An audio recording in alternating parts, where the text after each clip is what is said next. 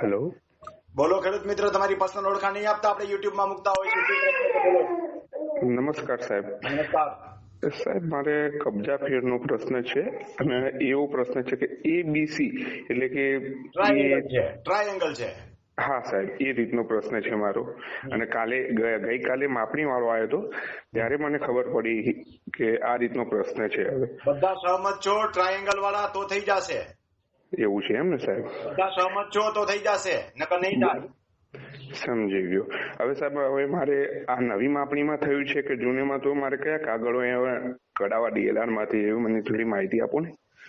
એ તો તમારો survey number બદલી ગયો હોય તો તમને જ ખબર હોય કેવી રીતે બદલી ગયો છે. એવું છે એમ ને? એમ નહીં, એટલે આનું શું છે કે આપણે મૂળથી ખબર પડે કે નવામાં બદલાઈ ગયો કે એના માટે કાગળો કઢાવવા છે કે DLR માંથી, તો કયા કઢાવાય એમ મારા માટે મારી જાણકારી માટે. હા, પેલા તો તમારો સર્વે નંબર બદલી ગયો છે એ તમને જ ખબર પડે, મૂળમાંથી એનો છે.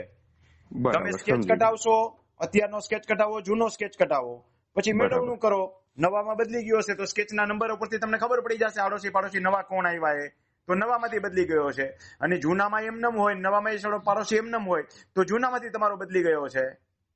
ફરીને કહું, બંનેના સ્કેચ કટાવો, જૂના સર્વે નંબરમાં તમારા નંબર જુઓ, આડોશી પાડોશી ઈ જ છે તો કે ના ઈ વખતના ખોટા છે, તો મતલબ જૂનામાંથી બદલી ગયેલો છે. હવે જૂના સ્કેચમાં તમારા આડોશી પાડોશીના સર્વે નંબર એ જ છે, નવામાં જે છે નવો સર્વે નંબર આવ્યો એમાં જૂના બાજુમાં લખી નાખવાના પેન્સિલથી. હવે એ બદલી ગયા તો કે હા, તો નવાથી લોચો પડ્યો. હા, બરાબર, સમજી ગયો. ઓકે સાહેબ, આભાર.